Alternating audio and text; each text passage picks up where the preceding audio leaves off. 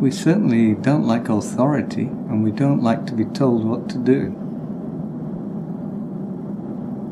So, Japan wouldn't be the natural place to be, would it?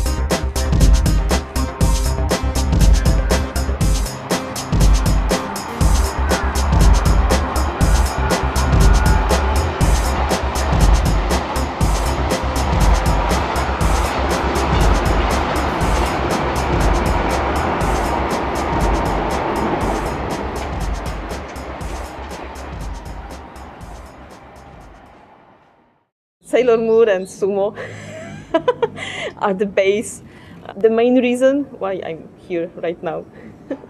I heard that Santa Claus lived in Japan, and so I wanted to come here and see if I could find the real Santa Claus. I wanted to learn an Asian language, non-alphabet language. So it was really between China and Japan Japan seemed a lot easier. After having promised my wife, who was just fiancée at that time, that I had a job and she should come back to Australia, and that job fell through, I felt obliged to at least come to Japan for a short time. And initially I thought 6 months or a year I'd stay here, then go back to my life in Australia. But as time wore on, Japan became more home and Australia became more of a distant memory. Didn't really have that much life experience, so I wanted to travel around the world first. However, my journey around the world did not continue after Japan, and here I am, 16 and a half years later. Japan always had a certain exotic allure. It all started with ninjas. When I was 6, the concept of ninjas just seemed so cool, and that kind of was the doorway to being interested in Japan.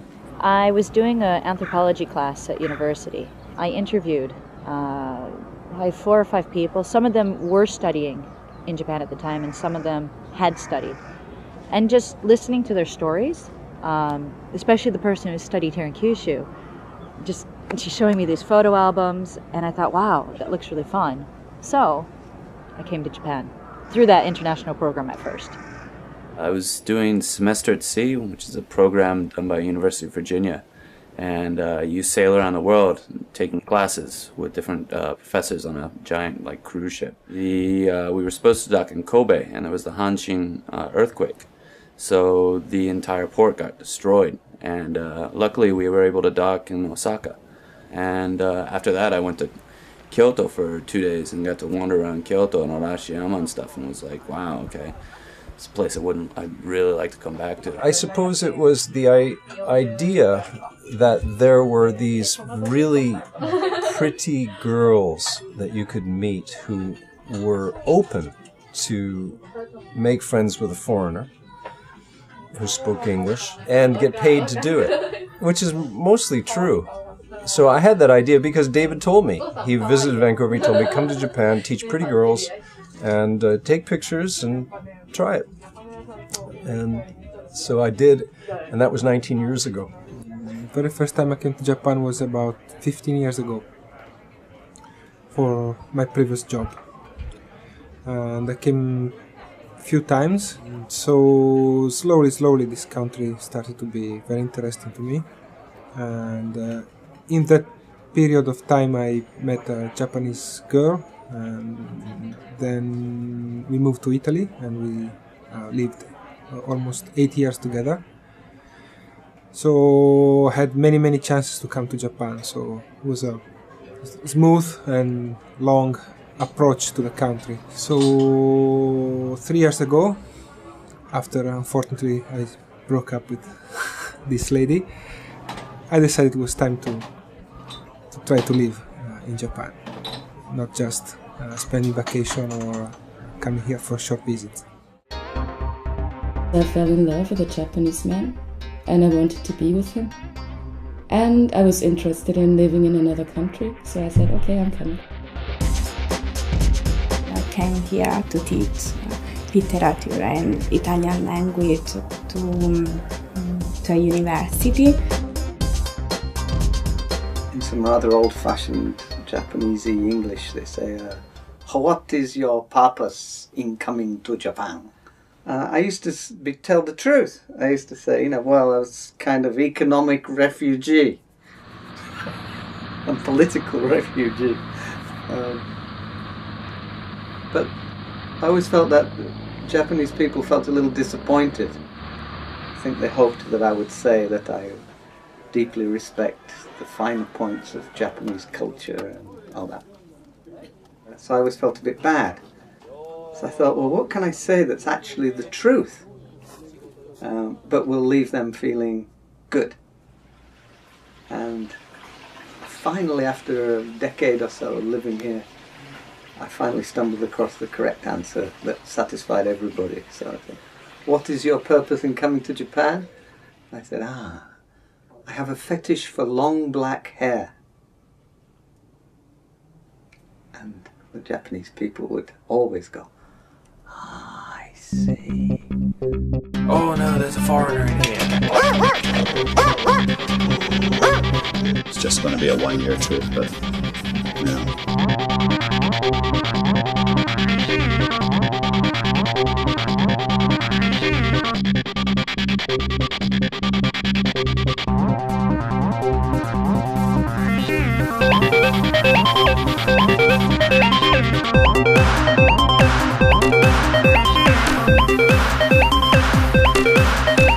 Come to Japan, teach pretty girls.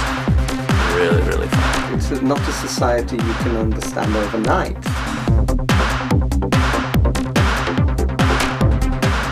Five years of theoretical studies is not enough. I was living in New York and going to school there, and they had a very strong Asian studies program at my university. Then, of course, there's a lot of Japanese stuff going on in New York, restaurants and movies and bookstores and a lot of Japanese people running around. So, I had a pretty good idea of a lot of things before I came here. But, of course, the reality is a lot stronger than one imagines from New York. I thought maybe Japan was much more crowded than it was, and people were much more rigid and consistent. Most men were salarymen, and most women were like housewives who were somewhat dependent or codependent. Very nice, quiet, very proper behavior country. I think I expected it to be something similar to Hong Kong, but more expensive, because when I came here in 1990, it was the end of the bubble economy, and this was famous as the most expensive place in the world. And that was absolutely true. I always thought there's something mysterious about the writing style of Japanese writers, because it's like they concentrate more on details and they leave big things out. And the sentences always seemed a little bit like metaphors for me, but metaphors for something I did not really understand. So there was a little bit of fascination about it, but I never really thought about Japan in a way like samurai or old history or cherry blossom trees. It was never a very fascinating country for me, actually. I think my image was of a very ultra-modern, ultra-clean, tall glass spire buildings, everybody incredibly wealthy, the streets immaculately polished. I was a little surprised when I arrived here and found rice paddies on the outskirts of Osaka City, and the airport was not as modern as I thought it should be. I landed in Itami, not the new Kansai airport. I had more of a high-tech image, slightly more high-tech image, than is actually here. I had this image of, you know, a very technologically advanced society and stuff like that. The technological aspects are kind of what I was expecting more of. Pure capitalism and money, and other than that, I really didn't think much. That they behave very strangely. They have those strange haircuts and they dress. But I didn't really notice that in Fukuoka. They all live like a totally normal. So I was a bit actually surprised by that. Yeah, I didn't know anything about Japan, except for the cartoons, for the manga, because I grew up with that stuff. So I knew some culture from that. There was one particular image from the TV, I suppose in the 1960s. It was of a young, maybe woman in a crowd in Tokyo. This is an image I saw on the TV, and she was buying air from what looked like one of those old telephones that you pick off the wall, but it had a mask. And she put some money into, I guess, a vending machine and put the mask here and breathed in some fresh air. They were saying how polluted the Japanese cities were, and then they cut to all this traffic. So the image before I came was not a particularly positive one. I assumed all Japan was sort of full of pollution and people living horrible city lives.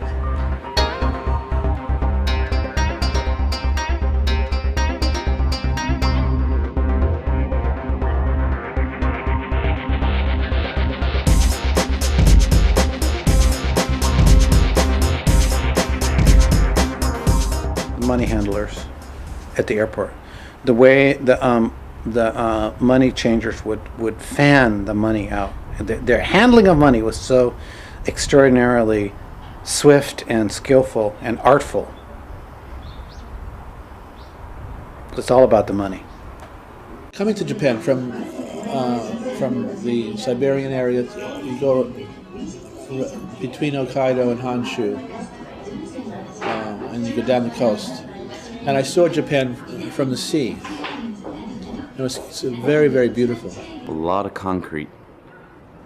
I was on the 4th floor, no elevator, going, where's the technology? I'm in this concrete building with cracks in it. We were prepared for the fact that it was going to be hot, and I was prepared for it.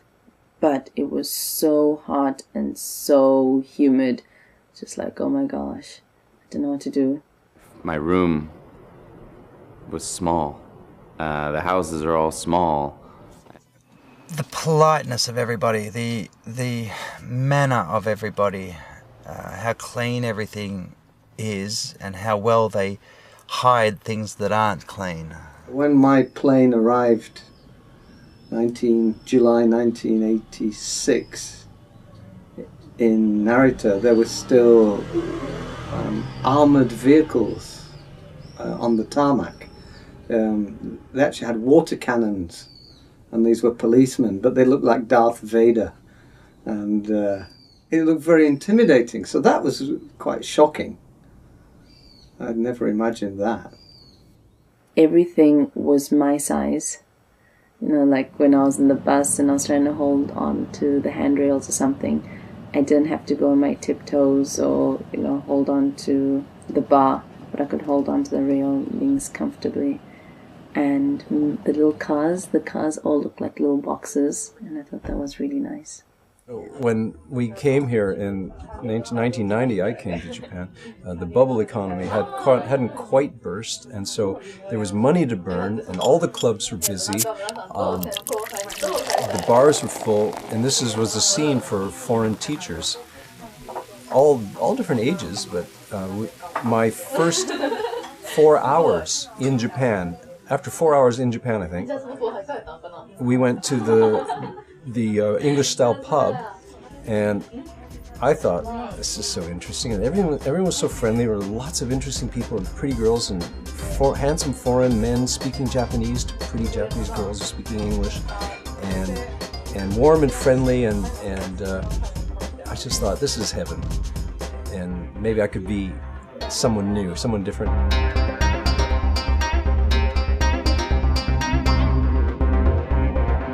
Santa Claus almost made it to Japan as his primary residence, but then, of course, sooner after I came to Japan, the bubble burst, and so Santa Claus, he lit out for the territory, so to speak.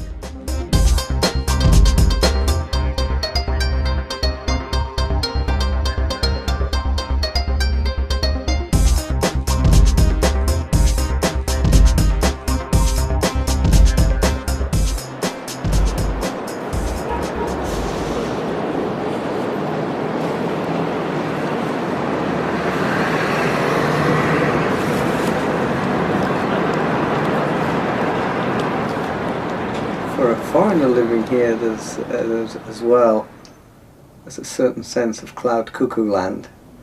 I came at 22 and I really never grew up.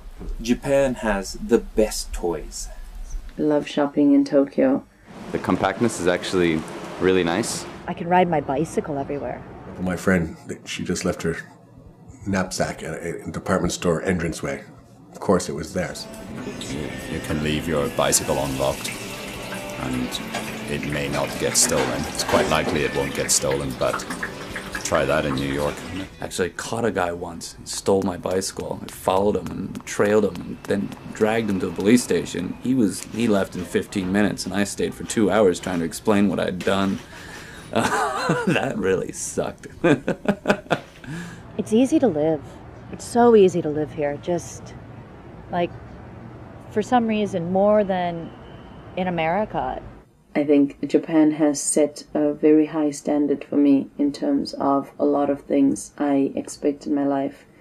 The Japan in general is very, very clean. The train system didn't fail to impress.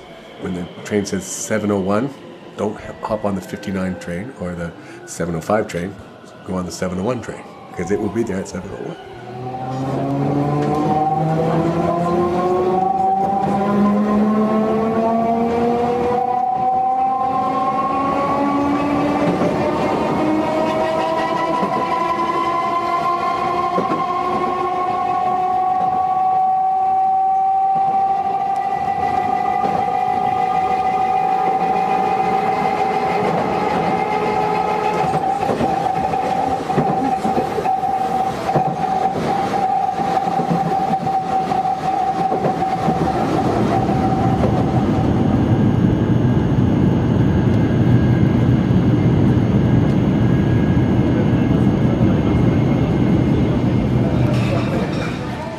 There's nothing major that really annoys me in Japan.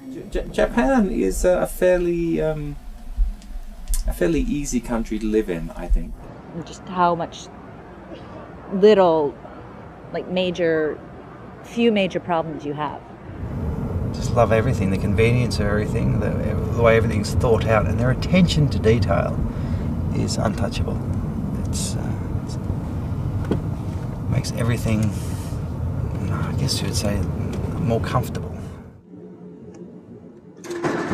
If you're earning Japanese yen and you go into the rest of Asia, it's pretty nice. It's got an incredible maze of hiking trails along the mountains and stuff like that that you can get to easily by buses and stuff. And then there's also things that you can do if you've got a car, place and going surfing and kayaking, and sea kayaking or river kayaking. There's, you know, because it's about, what, 75% of the landmass is mountainous, you get some really fast rapids. And then it's also an island, so I mean, you know, it's got swell and surf almost all the time. Countryside and nature in general in Japan, the southern islands. And this is the part I love the most. Traveling down to some of the islands down in south of Kyushu, like Tanegashima and Ishigaki-jima. Just insanely beautiful places, and the people are so friendly. It's just like, wow, you know, this would be a great place to live if there was only some jobs.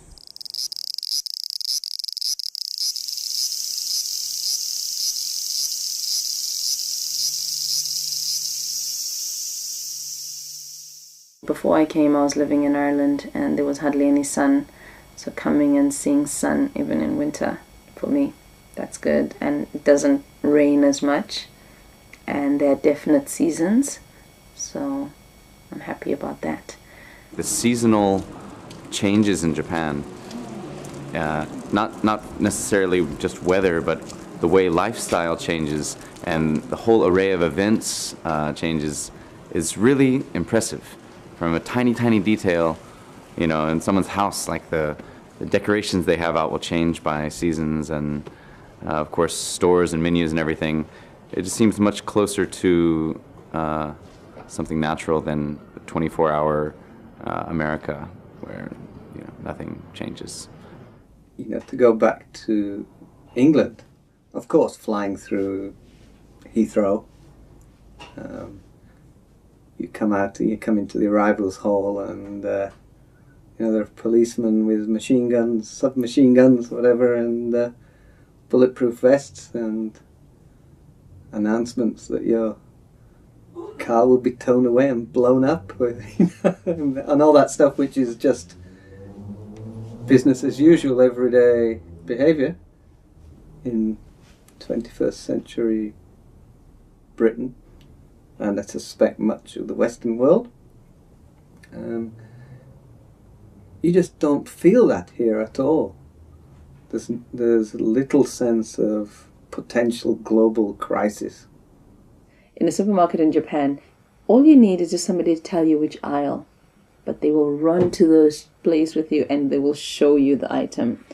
So I was out of Japan and I was traveling and I needed cereal and milk. So I went and I asked the shop assistant, I was like, where's the long life milk and where's the cereal? So it's like, oh, cereal is in that aisle and I don't know where the long life milk is. And he just turned around and continued packing the shelves. So I literally just burst out laughing because of the contrast, and I was like, yeah. Oh, another fabulous thing in Japan is Nobi Hodai, all you can drink.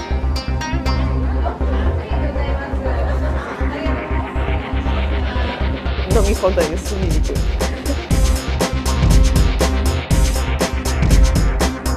Like the temple gardens, so, you know, when you get a chance to go over there and see them, very peaceful. It's kind of peaceful.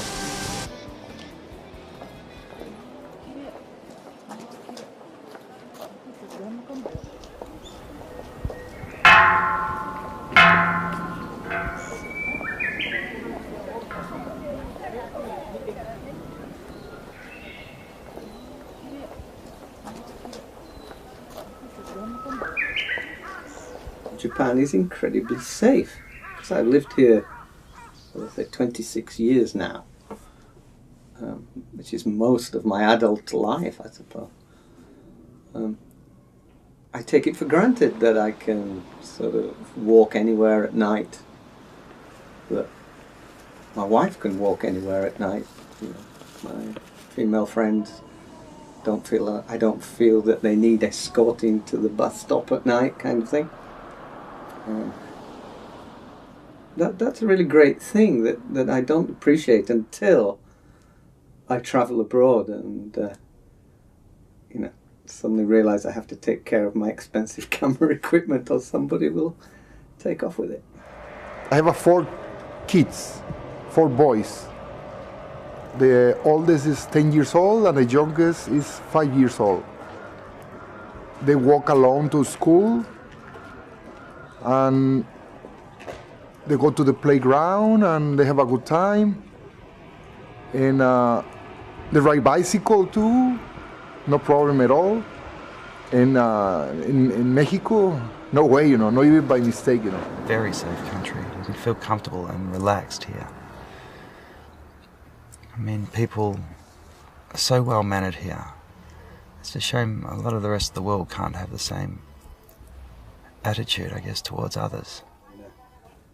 I have often written about how kind Japanese people are to non-Japanese visitors, which is often not reported. You get the instances of sort of racist behaviour, which often is reported, I think. And certainly exists, of course, but generally I've been treated very kindly. People are always very polite and very smiling. I was a bit freaked out that everybody smiled all the time. When I first came, I was just like, why are you smiling? Why are you laughing? It's not that funny. But like, you get used to it, and when you leave and you realize that people don't do that anymore, then you kind of like miss that. There's so many options. You're not like in, like if you were in, let's say for example, the United States. If you're in the countryside and getting to a place that's going to have anything like, you know, a Picasso exhibit, or let's say, you know, some sort of festival or something like that, you're going to be driving for a while.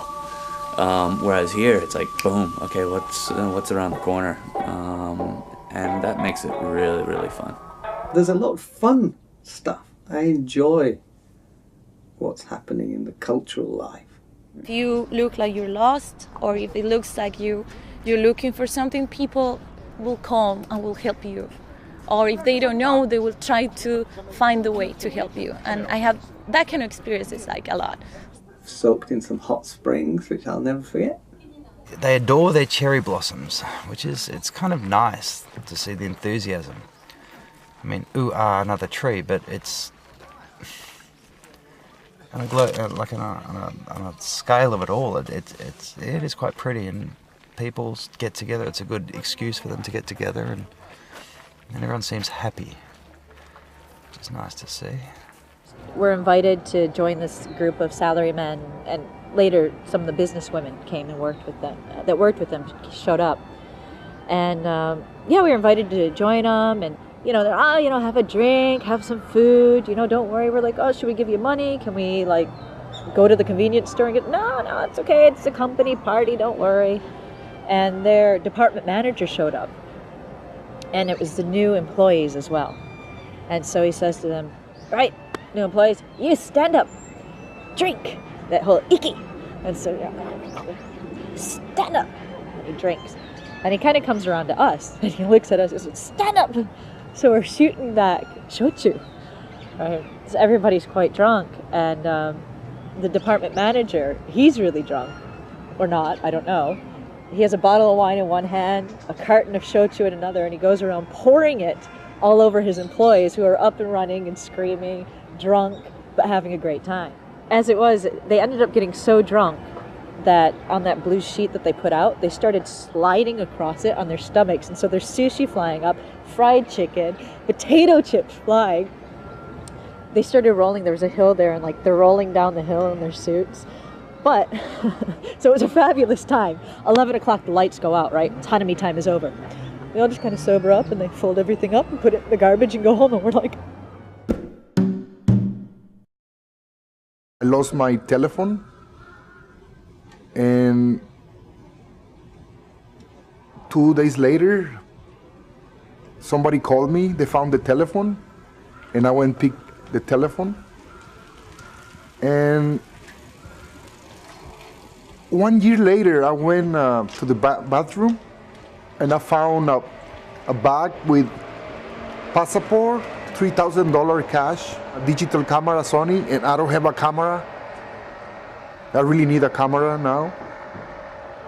And I remember, when I lost my telephone, somebody called me, and they returned it. I did the same thing. If I'm in my country, maybe I'm gonna keep that money. I'm not sure, but here they teach me the different way. There's an extraordinary sense of democracy here, in the sense that everyone gets access to the rest of the society. Everyone wants to be part of this society, and nobody wants to be left out. So they go through a lot of effort to connect the shipping systems and the railroads and the bus lines, so that everybody's connected. There's no need to feel as if we are different. I am sort of anonymous, and sometimes I think I'm invisible, but I'm not. I'm sure people recognize me. Sometimes being a foreigner in Japan gives you some advantages, because there's a curiosity toward the foreigner, so you're always very welcome to show your picture or be part of some event, because people want to know something coming from outside. As foreigners, we are cut a lot of slack, I think, especially if you're white.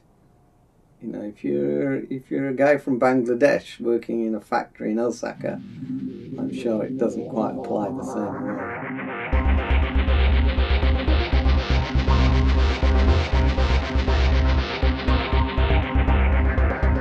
We like to grumble. We need to grumble. It's a long tradition among the foreign community to get together and grumble about Japanese people, about Japanese society, about this and that. And that seems to be a bonding thing. It gets a bit tedious. So there are particular bars you go to when you want a bitch. So there's after-hour work, usually men my age, complaining about this and that. And I suppose it's no different anywhere else. The term I hate the most that Japanese people use, yappari.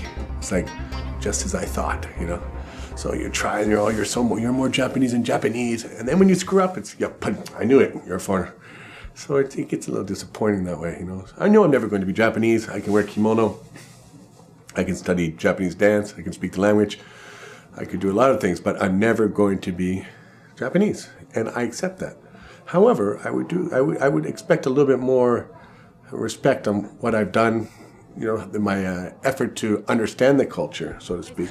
After 5 years, they still tell me every day, "Oh, you can use the chopsticks, But you see me eating with chopsticks every day, so it's not.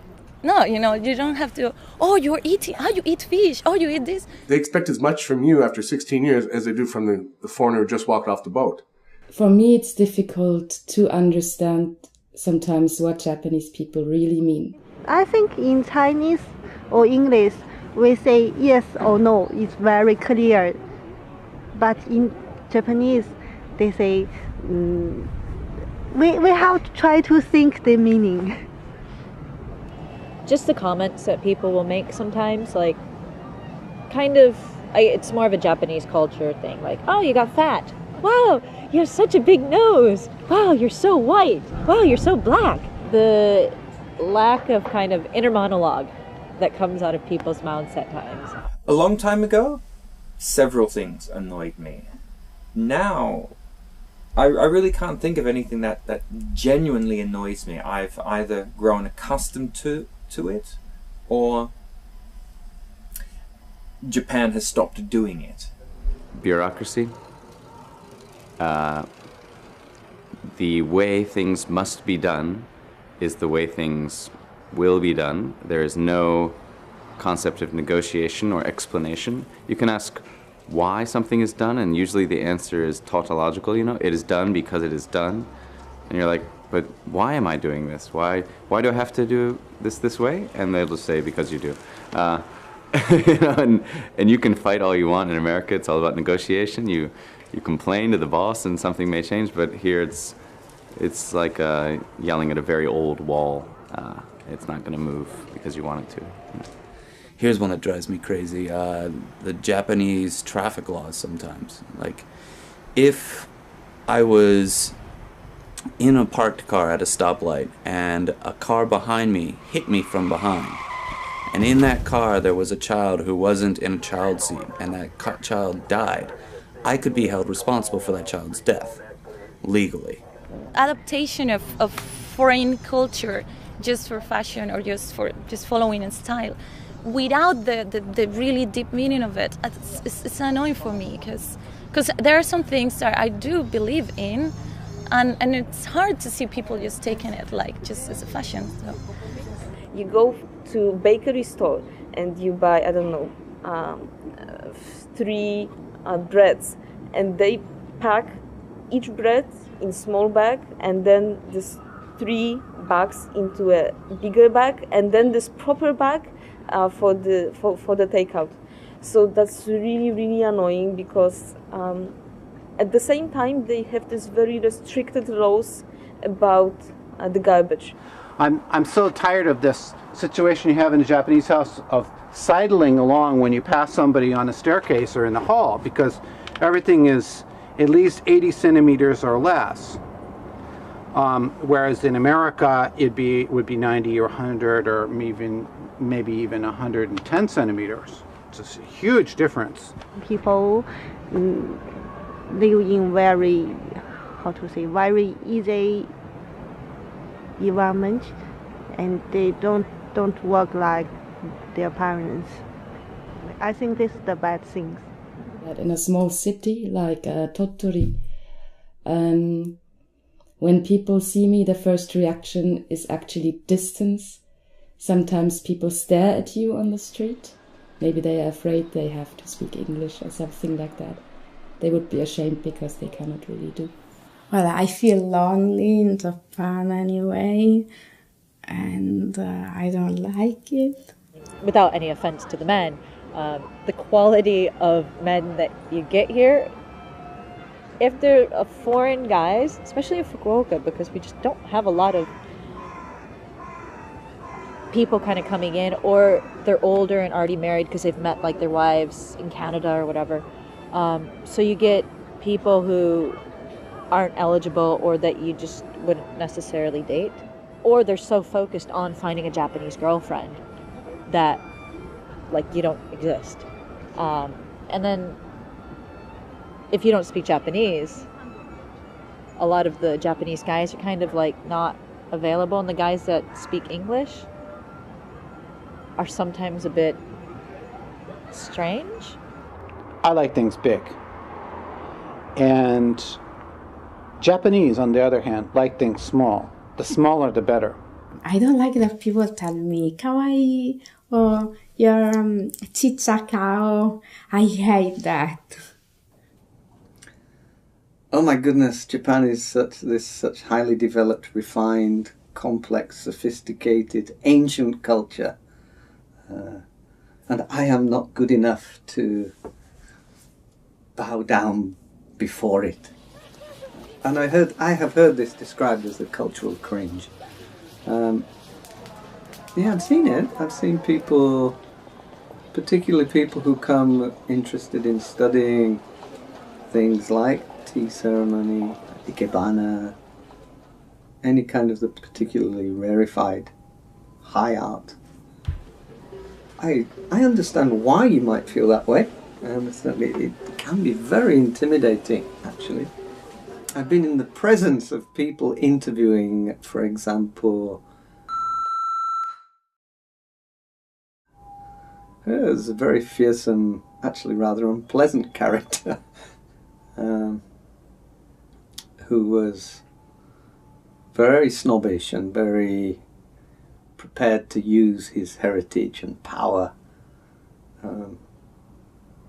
and seemed to delight in making people feel uncomfortable about that.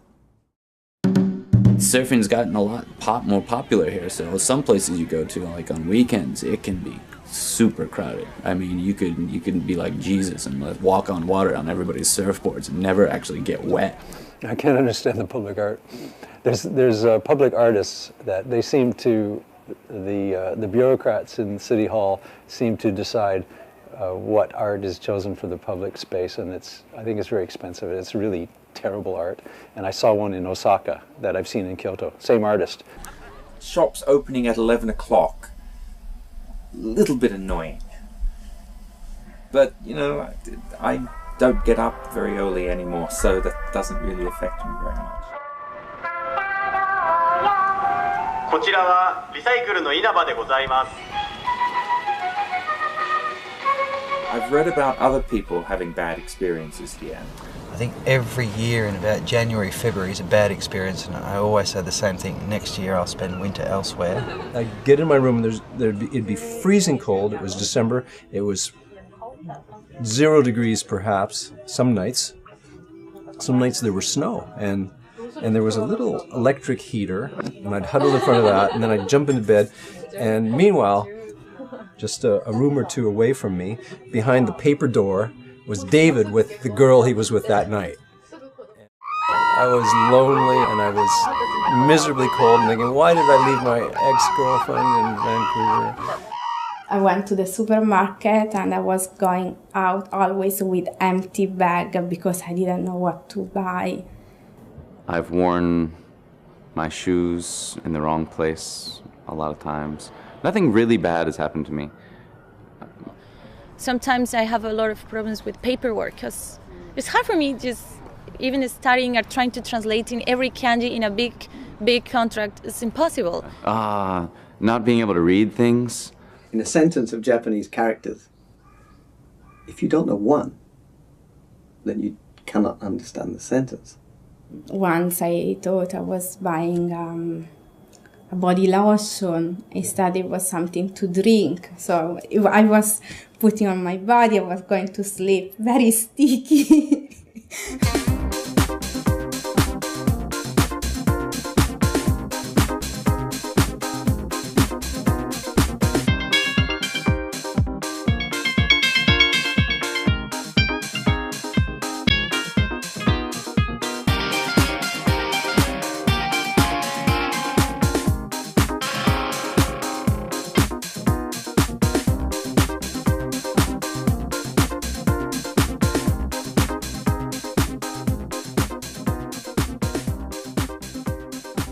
Koku means country, min means the people, the populace. So, the populace of a country. The min part of kokumi is from a picture. The picture actually contains the meaning. And that kanji character is derived from the image of an eye and a spear being held to the eye. And in the ancient Chinese scheme of things, the kokumin, the public, were those who were easily held down and intimidated by force. So basically it means slaves. The Japanese mindset is surrender, to surrender authorities. It's acceptance. I was brought up to believe that we are entitled, of course, to civil disobedience. If I think something is wrong, I can stand up and shout about it and march down the street to say no. There's no word for civil disobedience in Japanese, as far as I know, that is positive. It tends to be the same word that means revolutionary, i.e. bad guy.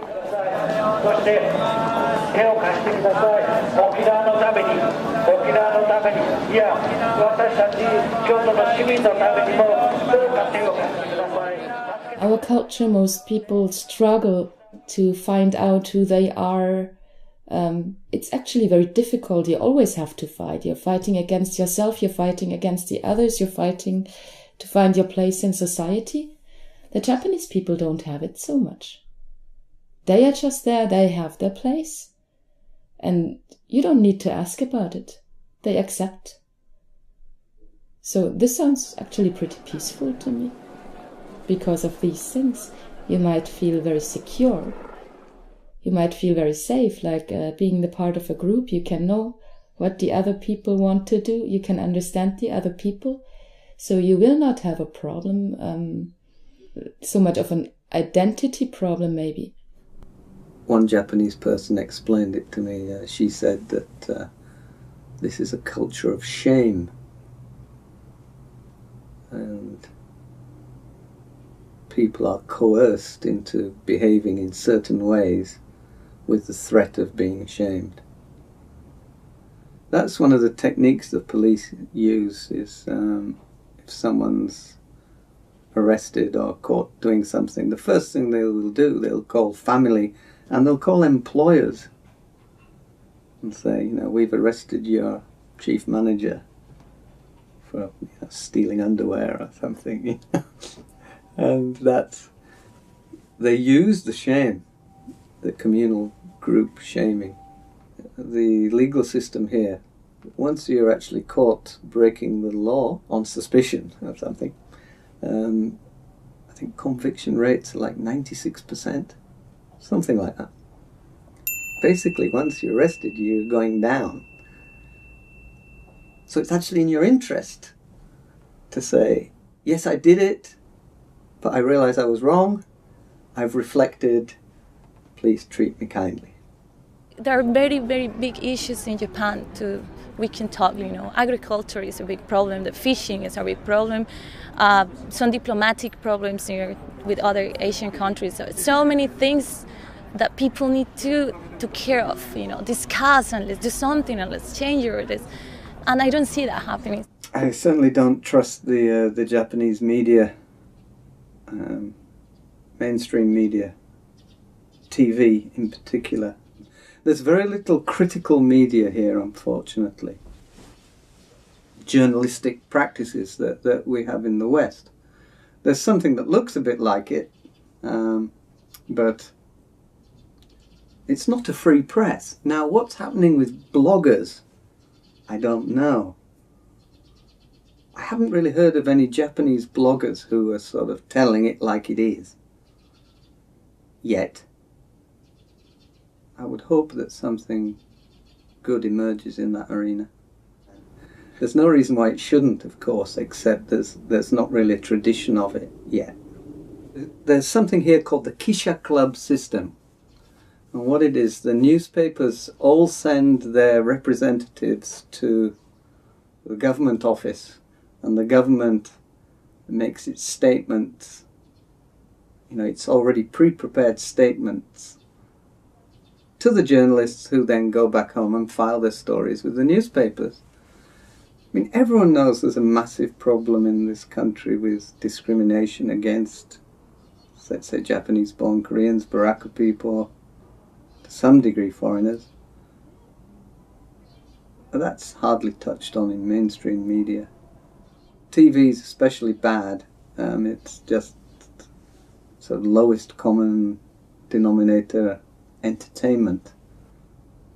It's a big problem for Japanese society. If the government and the law enforcement agencies and the mob all have a kind of cozy relationship where it's not in their interest for things to change, actually. The only way things really could move forward is through an independent, critical press.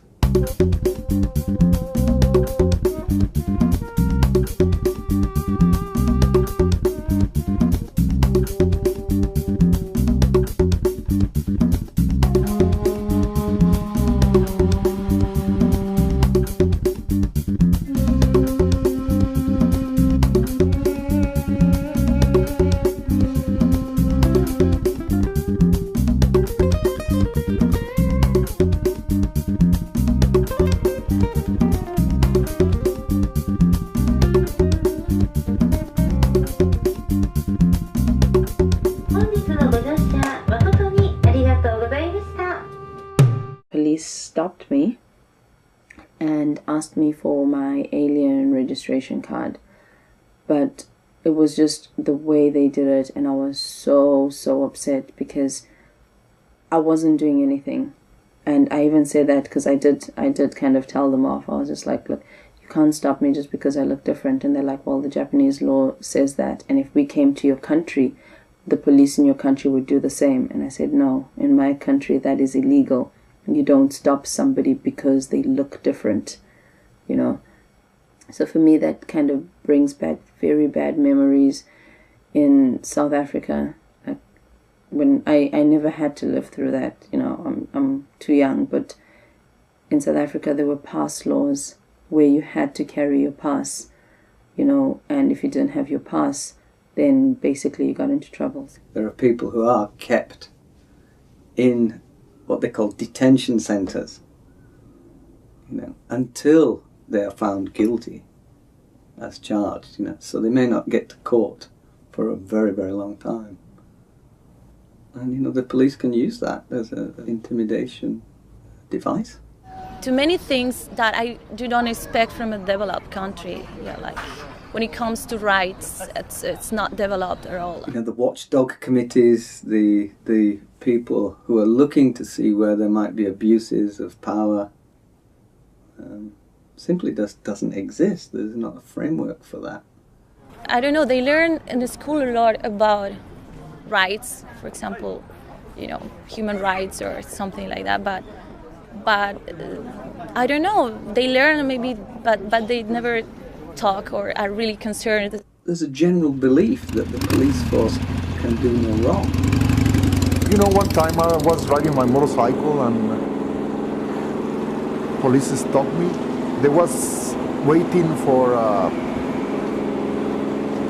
speeding people, and they told me it's a sign over there. And if that sign in Mexico, I understood, you know. That sign, no more color already, it kind of rust. But here in Japan, it's very hard to see signs like that, you know. And I went later, like 2-3 weeks later, and they was doing the same thing. So they're doing business over there, you know. I'm not keen on the degree to which the society is policed. It's verging on the fascist, out of control, dictator style law enforcement organization. And in the beginning I was impressed about the police, you know, nice uniform and nice cars, and I thought it was everything straight, but I find out exists something a little bit crooked. I knew the word racism. I didn't know what racism was until I came to Japan, and then actually, I guess, felt the hate myself in a lot of ways towards myself. Sometimes Italian friends tend to say, Japanese are, what's the word, racist. I don't think it is in these terms. I just think it's a shyness and difficulty to communicate. So the first impression, sometimes a tourist or a businessman who come to Japan can have this image, but after you spend some time here, you realize it's not like that. Of course, maybe some people can be on the bad side, but that's everywhere. Some of the stupidest things I've ever heard. One of them was, the foreigners come here, work as English teachers, make millions of dollars and take it back home with them. So they're taking the money out of the country. Well, foreigners that I know that work as English teachers are on about $2,500 a month. They can barely scrape through rent, and they spend most of it at the pub. I happen to be British, right? So a lot of people expect me to have a horse and drink tea at 3 o'clock in the afternoon, speak something which is often termed the King's English, and you know, generally behave as a gentleman. My wife, who I eventually married, we lived together for about 10 years, but until she finally roped me into getting married. But the mother would not acknowledge my existence for the first 5 years. I was dressed in a suit. I was carrying a small briefcase, And I was walking down the stairs into the subway, and walking up the stairs out of the subway was a like a mid-30s Japanese mother with a couple of kids, and she saw me and grabbed one of her kids close to her and said, "Abunai, gaijin."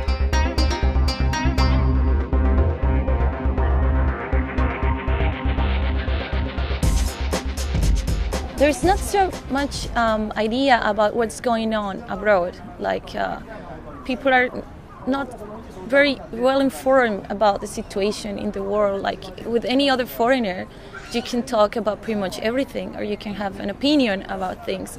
They learn this painting is by this painter and from this year, but they don't learn to discuss it. They don't learn to have an opinion about it.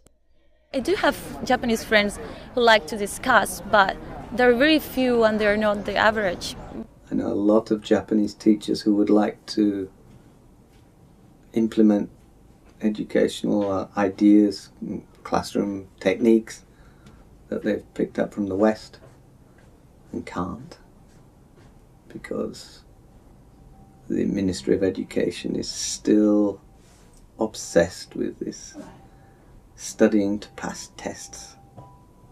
So they pay lip service to promoting conversational English, but it's not real.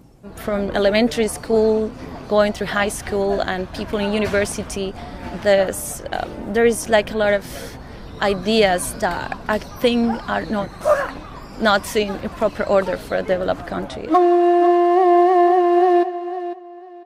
I think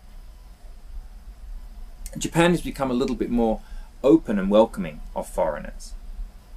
I wouldn't say it's welcoming with open arms yet, but I wish it was this easy when I came here.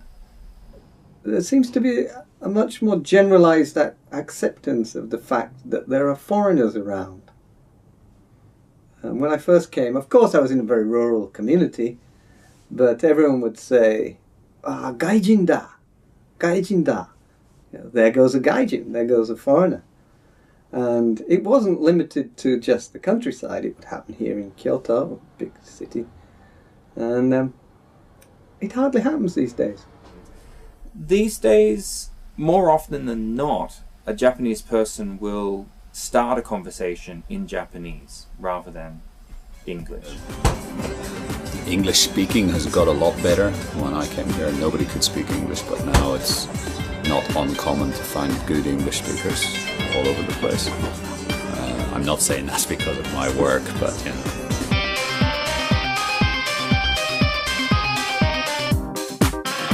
The burst of the economic bubble had a serious effect, but psychologically the sarin nerve gas incident, when Aum Shinrikyo people set off the nerve gas in Nagano first and then on the subway line in Tokyo, that really affected people's belief in the safety of Japanese society. I don't think that can be overemphasized, actually.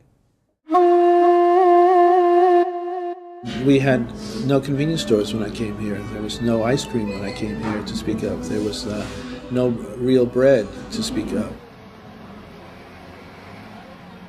It's illegal now to be even a member of a gangster group. So that legislation actually really took a lot of power away from the gangsters, because they could no longer operate in public. When I first came to Japan and first came to Kyoto as well, they were very publicly present, the gangsters.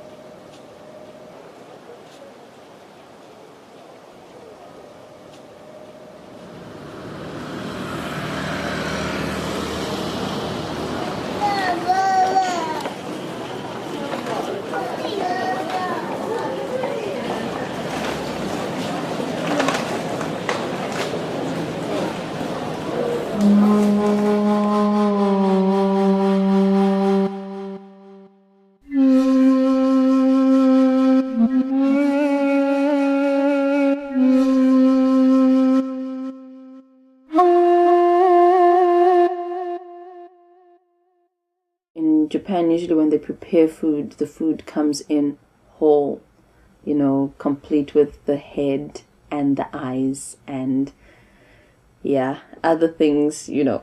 There's no mistaking what it is and where it came from. Japanese sake, which I'm drinking, a really inexpensive sake you can get at the corner store. And it's okay, it's not too bad, but really it was surprising to me how good sake can be if you get to know it. We've had some very memorable and amazing and delicious and unusual meals that we wouldn't have had anywhere else. We went to an end-of-year party with my workmates, and this place was famous for its squid. And they brought a whole squid onto the table. And so it was cut up in pieces. So it was complete, a whole squid. You could see the eyes, and it was cut up all around and stuff. And one of the teachers asked the lady, so is it fresh? And she said yes. And she took her chopsticks and she touched the tentacles and they started moving. I screamed that I didn't expect the food that was already on the plate to be moving. You know, all chopped up but moving. I was just like, wow.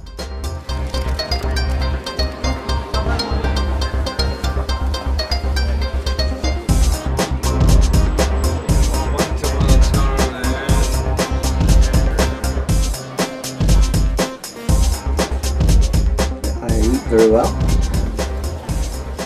I like that. I like the sophistication of the cuisine.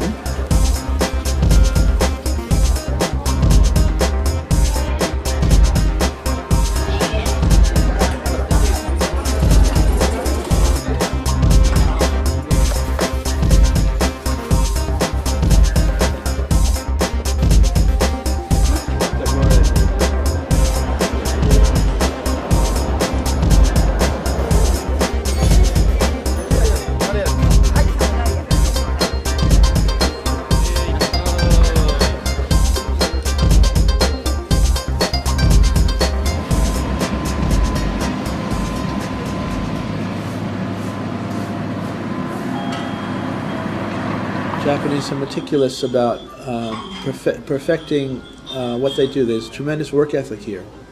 And so they create a world in which work is efficient and things go well. Usually in Colombia, for one experiment, you have, for example, 2 plates. Here people make experiments with 20 plates, 50 plates, and they have no problem. And they're, from the first one to the last one is perfect. They're just amazing, and the way they focus. People here focus on, just like they'll take one small thing, even focus it to perfect it, and it's nice. It's a nice change to what you see a lot overseas, where everybody's a little bit tequito, where they, if it's good enough, yeah, it'll do. But here they try and make it work perfectly. So it's a nice environment to be around. It makes you want to work harder. Working with Japanese people who helped us to build up this place was amazing. It was a great experience of everything was so fast, so precise, so efficient. I really missed it in Italy when I used to work there. In my image before, I think Japanese work very hard, but in fact, not so. The entertainment industry is very different here. It's all about the customer, and it's not about getting tips. Coming from North America, you do something because you tip her. Better service. She's a big tipper. Smile a little more. Here it's just, when you're hired to do something, you make sure the customer goes home happy.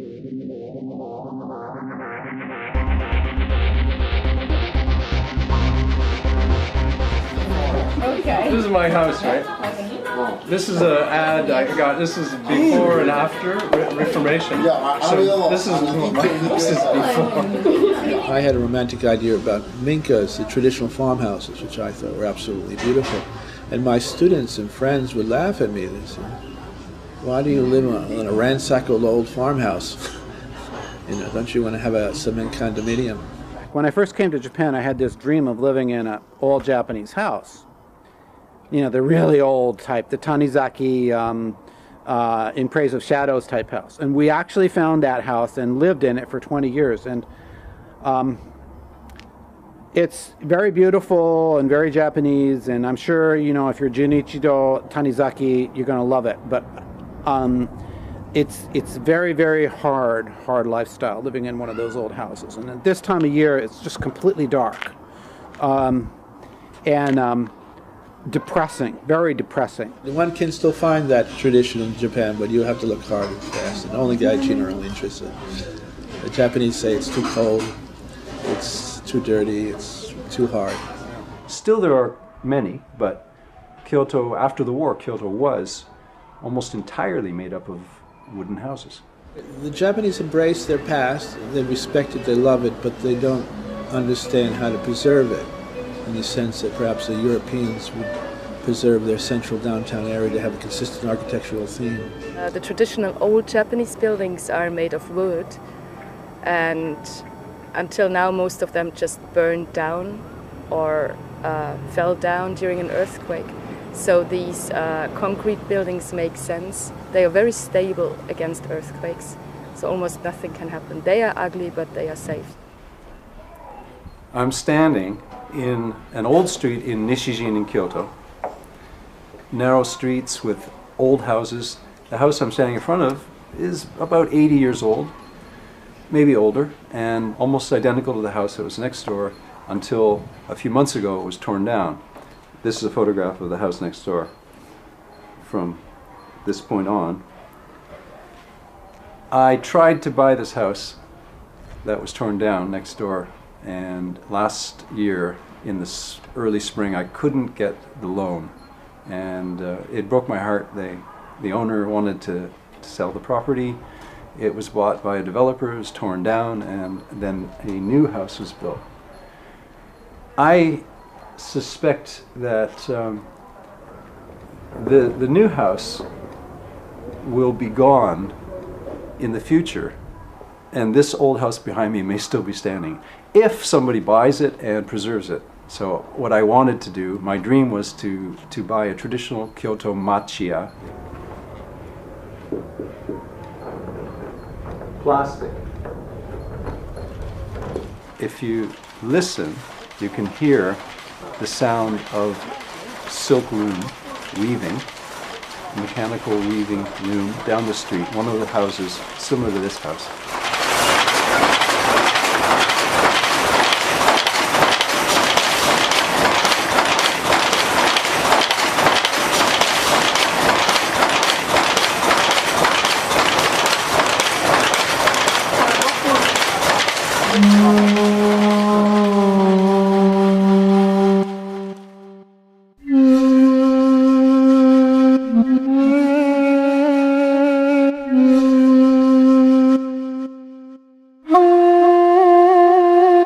I don't know any foreigners here that work as English teachers. I know one that's doing well, one.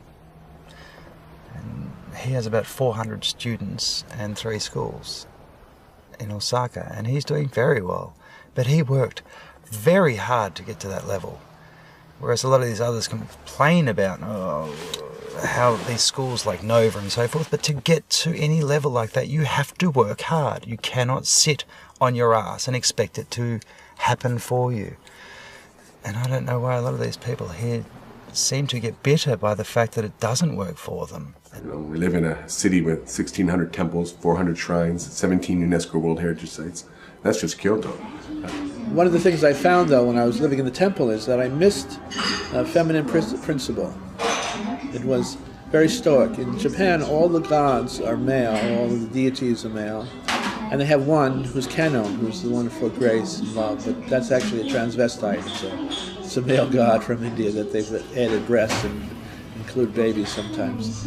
So it was really, I missed the Mary aspect of theology. I missed the warmth. So I said, well, basically I need a woman, and found one, made 2 babies, and I've been here ever since. The details when you do tea ceremony, like your hand has to wave in a certain fashion, and you have to bow so many times, and you have to do it in a certain fashion. So every small movement has a very specific way in which you should do it. So yeah, That's quite fun. Very typical Japanese. Dun, dun, dun, straight, yeah. There's a sense of looking for a way to recognize your difference in very specific patterns. Every prefecture has to have its special food, its special landmark, and everyone in Japan will refer to those specific things. So everybody in Kyoto knows those special temples, and it's polite when somebody's from Kyoto to ask about those specific temples and about specific Kyoto dialectical phrases. And you don't want to embarrass anybody by asking them about a temple they might not have seen or heard of. We go through a lot of trouble here in Japan. I'm not trying to get anybody embarrassed. People are generally considerate of other people and people try not to bother each other. They make an effort to do that, and there's not much aggression really, and I think that's nice. Owning an establishment, I don't have to have the top security of the world. I have a little latch on my door, which I know no one's going to break it down and bust in. And I mean, even my establishment, we don't have a bouncer. My wife is 5'4", pretty tough, but not as tough as a 6'4", 280-pound bouncer would be. So that's one reason why a lot of the places in Kyoto, especially, are by introduction only for security reasons, not so snobby reasons. We don't accept credit card here. We know the person. We send a bill in the mail. We know they're going to pay it back. If they don't, the person who gave them the introduction will be responsible. Ichigensa no kotowari is what they call it. First-time visitors are refused. I think Japan has affected how I think and act much more probably than I recognize. At home I told to my parents, you are too aggressive, I cannot stand you. Then I went to Bologna and I found the same. So I thought, okay, it's not just my parents aggressive, all the Italians are like that. I do find Westerners obnoxiously loud and ridiculously self-centered. I love my life here. I really love my life here. I think coming to Japan was the best decision I could have made at that time in my life. I have a friend who said, Japan been good to me. And I would just have to echo that. That would be how I would summarize my experience here. Japan been good to me. Although we survive and we function perfectly in our daily lives, there's this vast undercurrent of activity that we will never know what is happening.